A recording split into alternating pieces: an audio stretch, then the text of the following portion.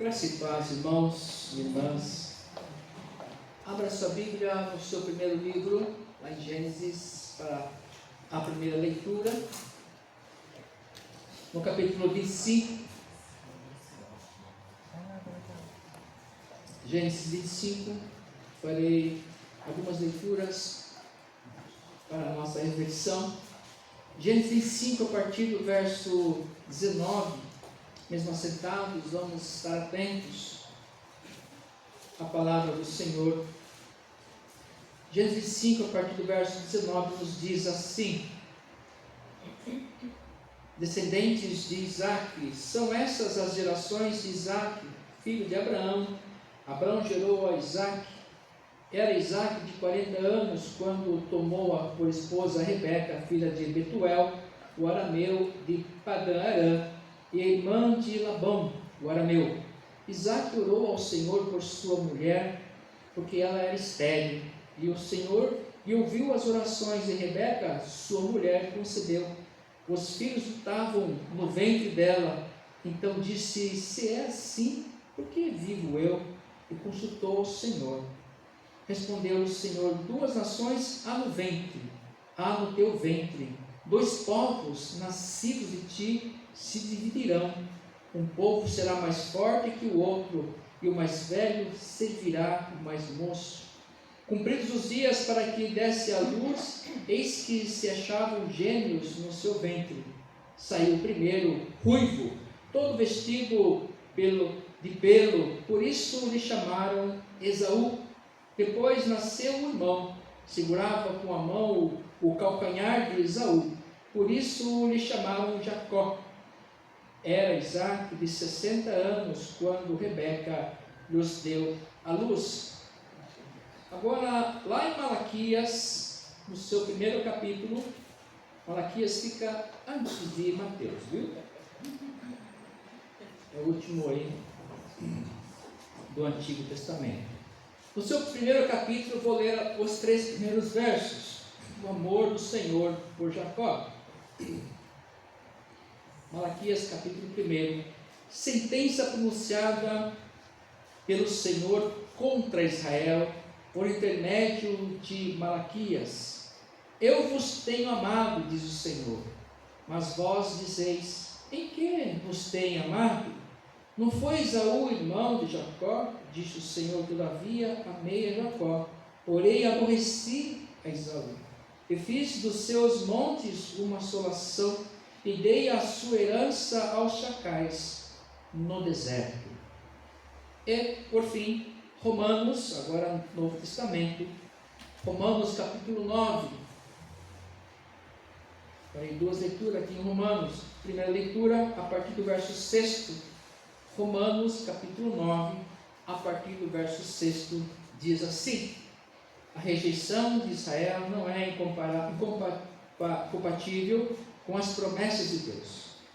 E não pensemos que a palavra de Deus haja falhado, porque nem todos os de Israel são de fato israelitas, nem por serem descendentes de Abraão são todos seus filhos, mas em Isaque será chamada a tua descendência, isto é, esses filhos de Deus não são propriamente os da carne, mas devem ser considerados como descendência os filhos da promessa, porque a palavra da promessa é esta: por esse tempo virei, e Sara terá um filho, e não ela somente, mas também Rebeca, ao conceber de um só, Isaque, nosso pai.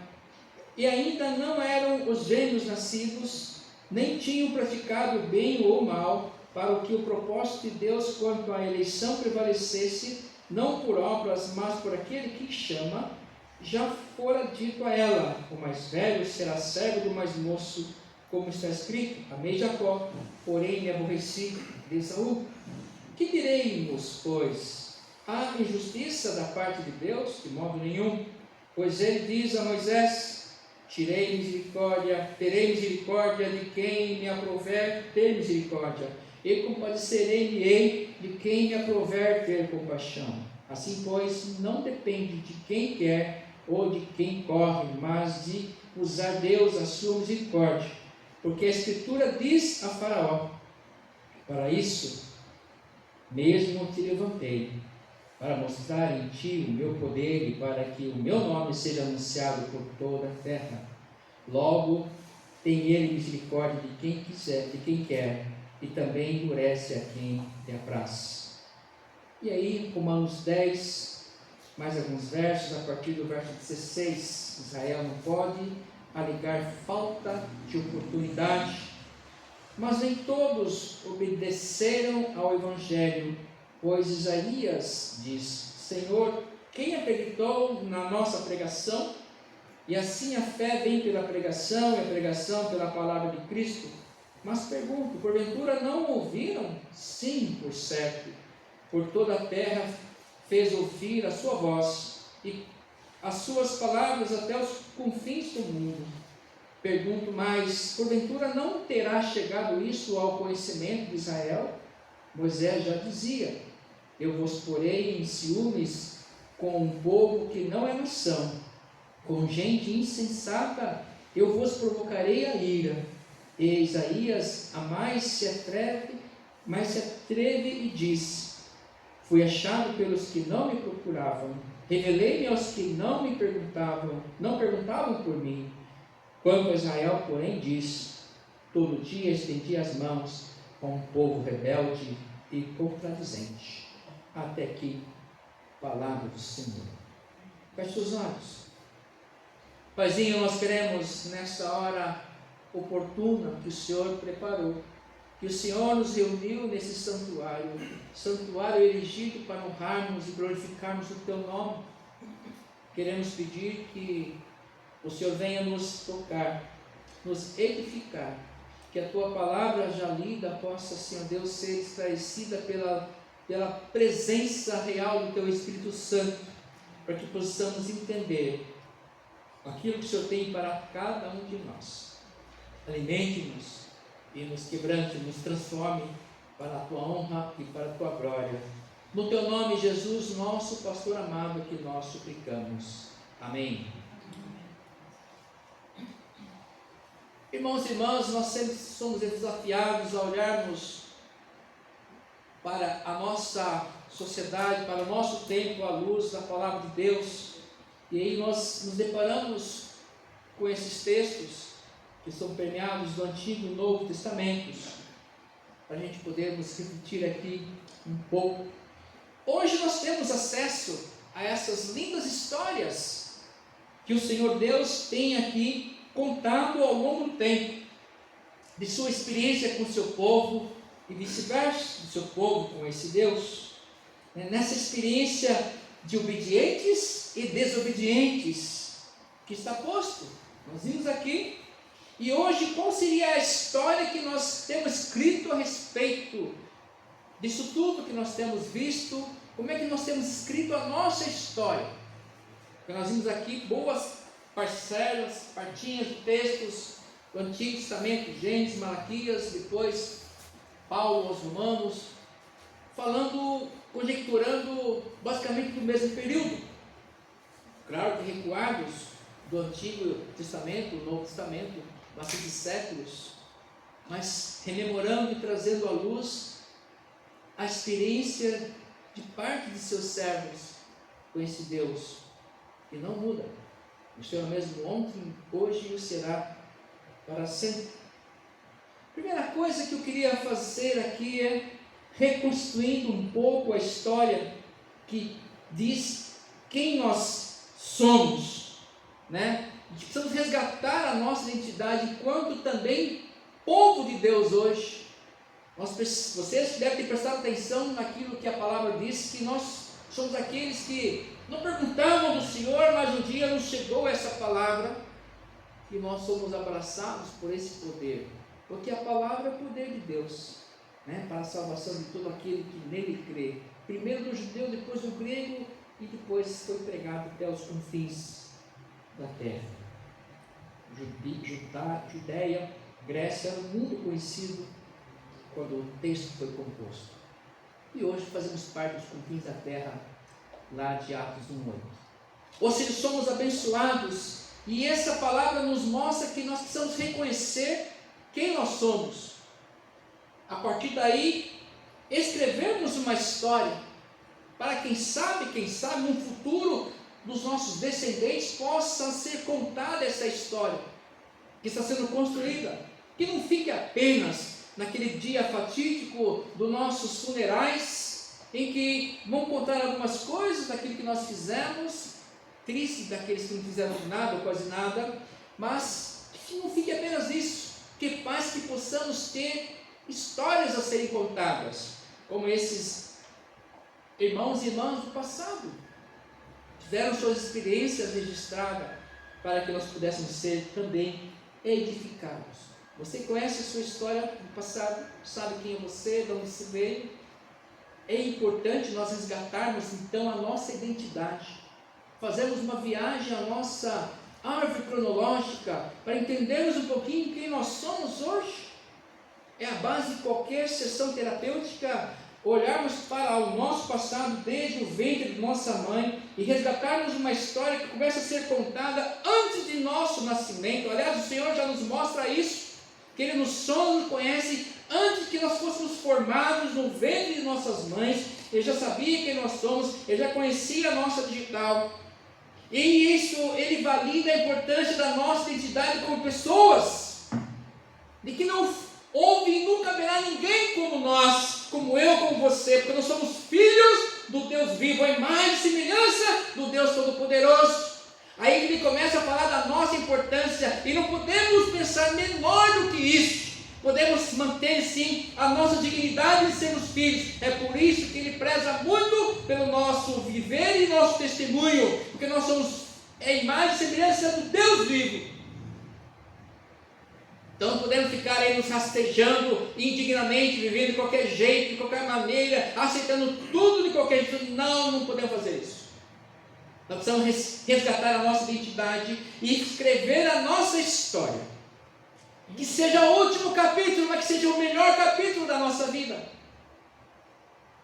Precisamos reconstruir a história, e eu quero aqui falar um pouquinho sobre Edom. Vocês perceberam, mas Edom aparece várias vezes no texto que nós lemos aqui.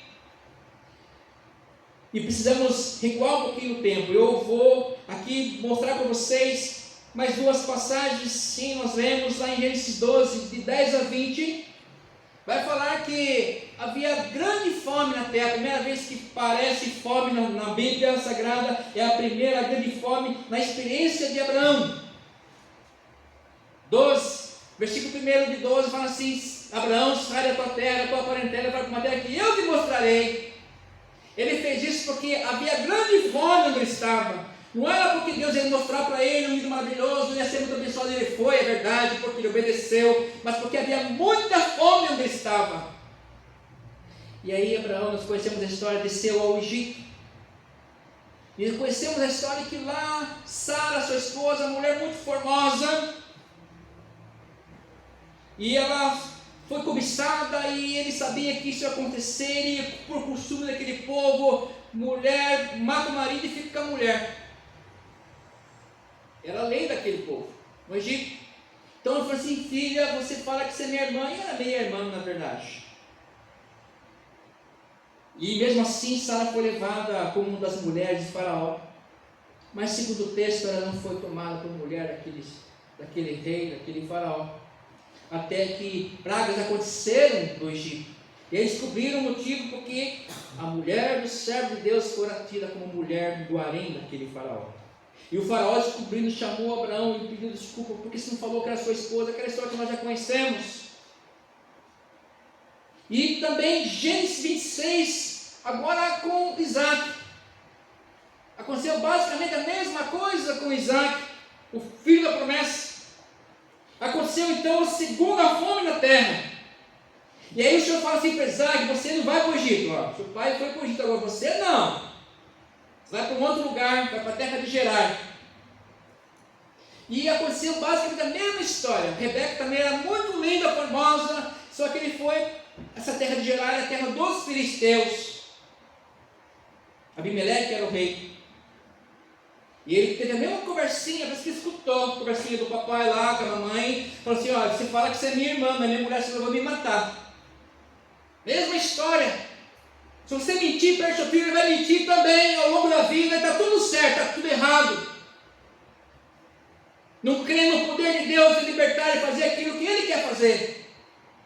Pastor, mas foi um meio de eles sobreviver. Não, mentira é mentira. Abimeleque, Rebeca já no harém dele, aliás, antes de estar no harém dele, ele percebeu lá a irmã de Isaac, bonita mulher, mas viu lá o Isaac abraçando a Rebeca, abraçando, ele disse, não é irmã, é a mulher dele. Chamou o Isaac, vem cá conversar. Ele disse, por que sua irmã não é sua irmã? Não, é que fiquei com medo e tal. Aí o Abimeleque fez o edito, sempre, ninguém toca neles. Fazia parte do consenso lá, você matar o marido e ficar com a mulher. Que loucura, né? Ou seja, similaridades da experiência do papai, Abraão, e do filhão Isaac. Casaram com mulheres bonitas, tiveram o mesmo processo, mas algumas coisas ficam evidentes nesses textos. Que eles obedeceram a Deus e foram abençoados em muitos aspectos. Mesmo em meio a tantas graças, em meio à fome.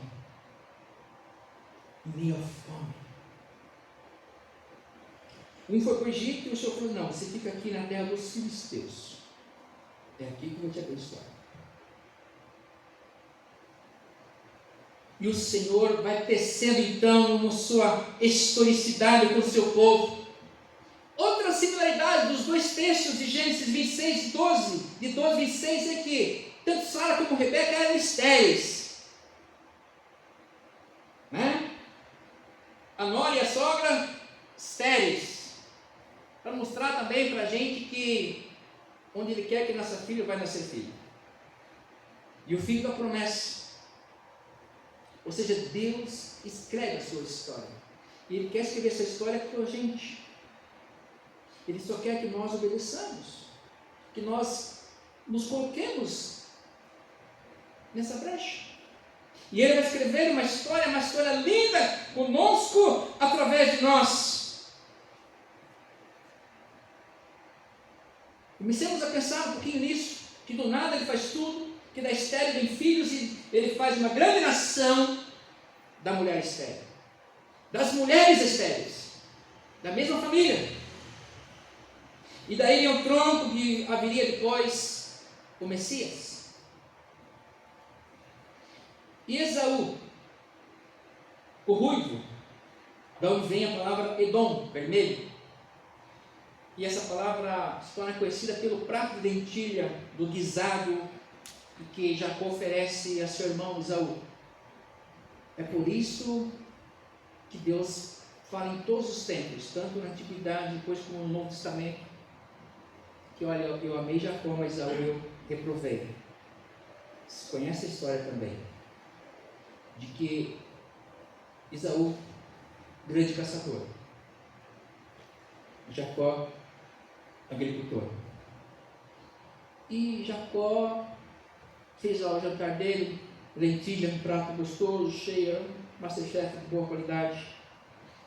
Só que o papai Isaac amava um pouco mais Esaú, porque era caçador, comia muito churrasco. Ele preferia churrasco do que um pratinho de ervilhas, de alface, de couve, de tomatinho. Ele amava mais Esaú. É mais gostoso mesmo, né?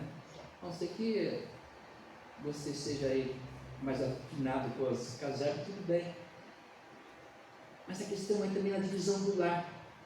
A mãe amava mais Jacó e o pai amava mais Esaú. Divisão na casa, no lar. Pastor, eu amo os meus filhos igualmente. Mentira, você está mentindo, não pode. Porque cada filho é diferente. Nós amamos, sim. Nós amamos diferentemente porque são diferentes. Não tem esse negócio de igual. Igual é 1 mais 1 e 2, isso é igual. Mas filhos, sentimentos, amor, cheiro, vivência, personalidade são diferentes e exige dos pais um amor diferente, um olhar diferente, uma atitude diferente às vezes. Nós queremos ser iguais, nós somos. Fazer as coisas iguais não conseguimos. Precisamos ter sabedoria sempre. O amor sim é para todos. mas a ação sempre diferente. E nenhum filho tem que punir os pais por conta disso, porque tem filho que exige mais cuidado, né? Mais cuidado. É só a gente olhar biblicamente desde o início, sem falar lá no filho pródigo, né? Atenções diferentes, enfim. Segundo aspecto, diante de todo esse contexto histórico, para falar aqui, por enquanto falei de Edom, a questão do Edom, que vem de Saul, que é o vermelho, que saiu o povo Edom. Segundo os historiadores e os grandes escritores, existem várias perspectivas da origem do Edom. A grande parte ele lança nas costas de Saul, por ser ruivo, mas sempre com uma conotação um tanto quanto negativa. Mas a segunda coisa que eu queria ressaltar aqui é que a obra de Deus está na sequência, está em continuidade, né? E ela tem acontecido ao longo do tempo. E cada servo, cada serva vai vivendo do seu melhor, conforme que é a vontade do Senhor. E o Senhor sempre falou, sempre orientou os seus filhos, ao longo dos séculos. Infelizmente, nem todos obedeceram, nem todos permaneceram firmes, fiéis. Muitos viraram as costas para o Senhor. Vimos que quem persevera é abençoado. Quem perseverou foi abençoado. Vimos que ao longo dessa história, quem permaneceu foi abençoado. Vimos que ao longo da história, quem olhou para o Senhor foi abençoado. No tempo do Senhor, Isaac, quando se casou com Rebeca, amava Rebeca, e ele obedeceu ao seu pai, disse: não case com ninguém daqui. E mandou buscar mulher para ele, era costume da época. Ele esperou, e a mulher era estéril. Ele orou diante do Senhor. 20 anos depois, aos 60 anos, ele foi pai. Ele orou que tinha 40. Esperou no tempo do Senhor, aí veio a dupla dinâmica. Jacó, Esaú, brigando no ventre, aquela briga toda. Esaú nasceu primeiro, mais amarradinho lá. O Jacó catou no calcanhar, ele queria sair primeiro. Aí o Senhor já mandou a profecia, antes do nascimento deles: no seu ventre há uma guerra, 2 povos que brigarão. Profecia. Ou seja, Deus nos manda a sua palavra para nos orientar. Antes que aconteçam as coisas, é profecia. Então a melhor profecia que nós podemos ter de Deus é a sua palavra. Ele sempre agiu assim e continua agindo assim. Se quer saber as coisas do seu futuro? Leia, medite na palavra de Deus. Profecias para a nossa vida, para o nosso presente e para o nosso futuro. Ele não mudou nada, ele continua falando conosco. Basta nós, em atitude de fé, e ouvirmos, concebermos a fé no nosso coração, nossa mente, e esperarmos na ação dele. Ele não tarda, ele não falha, não é homem para mentir. Então nós vimos aqui que ao longo da história, nessa obra do Senhor com o seu povo, ele foi se manifestando, e aqueles que perseveraram, permaneceram e olharam para o Senhor, foram abençoados ricamente. Foram livres de muita maldade. Terceiro aspecto, já indo lá para Romanos, quando Paulo fala da eleição do povo de Deus. Mas Deus é injusto, porque ele falou lá para Esaú, ele rejeitou Esaú. Não, ele conhece, ele é um Deus presciente, ele conhece o futuro. Ele já sabia da postura, do caráter, da personalidade de Esaú, que rejeitou a primogenitura, a bênção de Deus. Aos primogênitos recaía a bênção do clã, de dirigir e ser o protagonista naquela história, naquela família. A bênção do Senhor para a prosperidade, para a vida, para a alegria de todo o clã, de toda a sua sociedade a partir daquela família. E Esaú não estava nem aí para essa tradição. Eu não sou conservador, pastor, eu sou assim do povo, eu gosto dessas coisas meio bagunçadas assim. Ele não estava nem aí, porque a fé dele estava longe. Na verdade, ele virou as costas não para apenas as tradições, mas para o Senhor. E Jacó aproveitou a oportunidade, porque ele queria ser muito abençoado. a grande diferença daqueles que querem ser abençoados e aqueles que não ligam para isso e querem cobrar ainda. Jacó tinha um desejo da bênção de Deus. Ai, como é bom ser abençoados. Nós temos que nos angustiarmos, não por as mazelas do nosso tempo, do nosso consumismo, mas sim pela bênção de Deus. Temos que pensarmos e nos preocuparmos com o perdão de Deus, com a purificação da nossa vida, da nossa mente, do nosso corpo, da nossa história, uma história linda que promulgue a graça de Deus.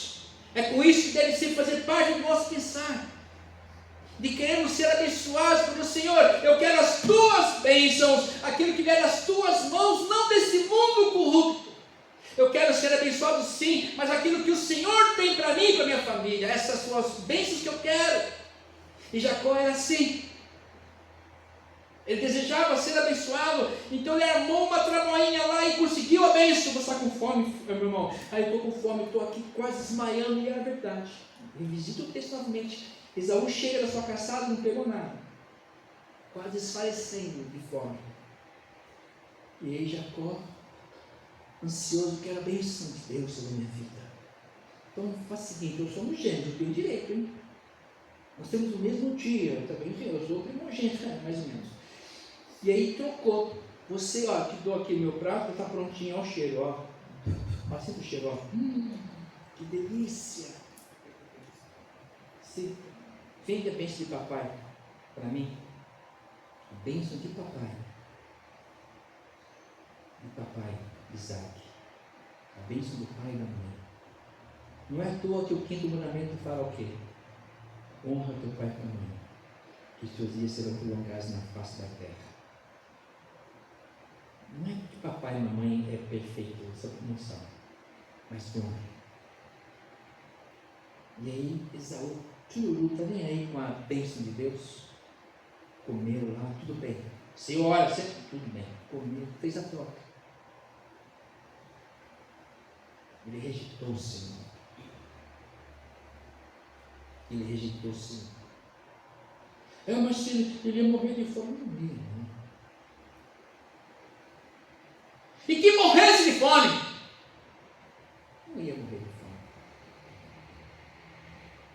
Ele rejeitou o Senhor. É nesse contexto que Paulo fala de eleição e rejeição. E todos nós que recebemos esse evangelho, essa palavra que entra no nosso coração e muda o nosso pensar, nós somos eleitos nesse processo em Cristo. Nesse processo que nós recebemos essa mensagem, essa palavra de salvação, de redenção, o Senhor nos elege para a vida e vida eterna. Mas há aqueles que rejeitam. Pior que o ódio é a indiferença. Aí eu odeio Deus. Não. Pior que isso é você agir com desdém. A indiferença com o Senhor, diante de tanto que Ele tem nos feito, com desprezo, desamor, soberba, arrogância, altivez.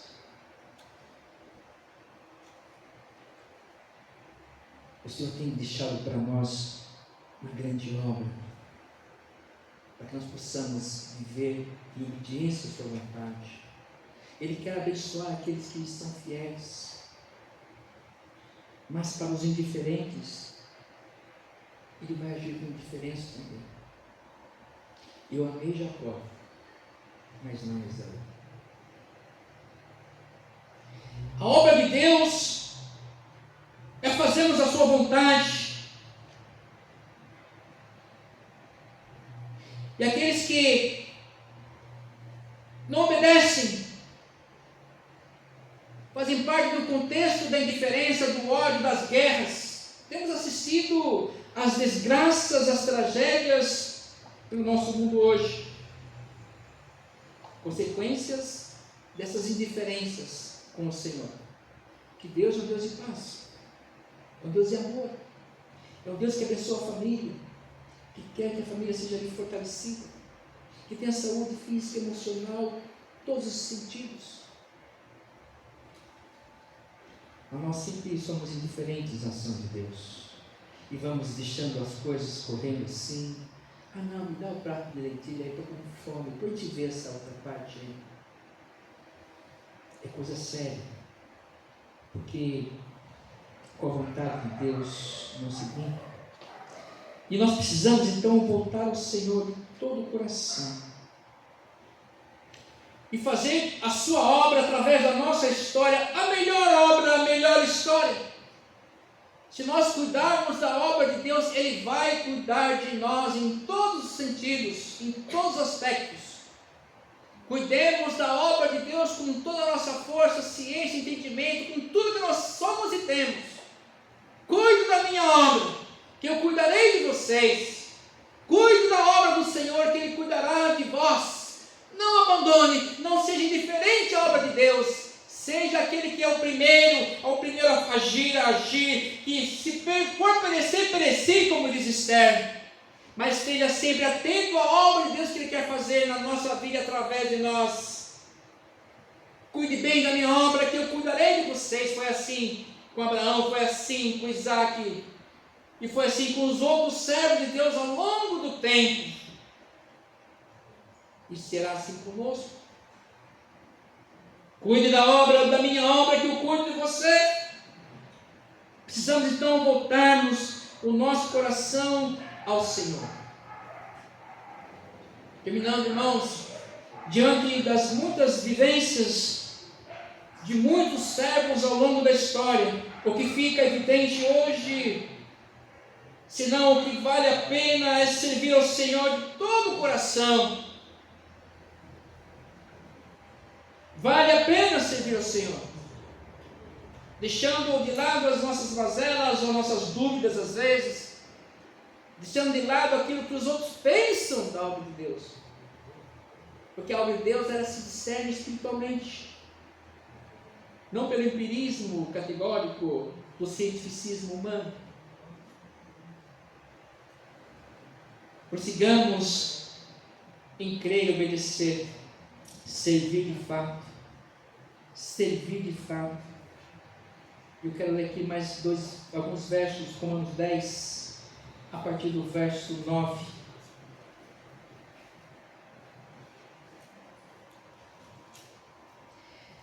Se com tua boca confessares Jesus como Senhor e em teu coração creres que Deus o ressuscitou dentre os mortos, serás salvo. Porque com o coração se crê para a justiça e com a boca se confessa a respeito da salvação.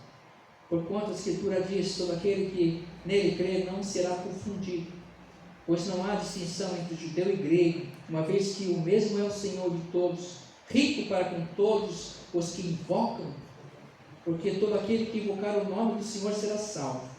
Como, porém, invocarão aquele que não creram? Como crerão naquele que não nada ouviram? E como ouvirão se não há quem pregue? E como pregarão se não forem enviados? Como está escrito, quão formosos são os pés dos que anunciam coisas boas. Diante dos fatos históricos, das nossas experiências, sigamos em viver na presença do Senhor, cuidando da sua obra, cuidando daquilo que Ele tem colocado em nossa mão, em nossa responsabilidade, em nosso cotidiano. Façamos o nosso melhor. Isso é obedecer ao Senhor. Nós hoje somos esses servos e servas do presente. Que a nossa história possa ser contada no futuro. Como hoje nós contamos a história de Abraão, de Isaac, de Jacó, de Esther, Paulo, etc. Viver no seu tempo, escrever sua história, estiveram sua identidade resgatada por Cristo Jesus. Ele nos transforma, nos faz novas criaturas, novas pessoas. E aí podemos escrever uma linda história. E obedecendo e servindo a Ele nessa obra. Cuide da obra que Deus pode fazer através de você, que Ele cuidará de você com tranquilidade. Amém. Vamos louvar a Deus com o hino Aliás, daqui a pouco. Vamos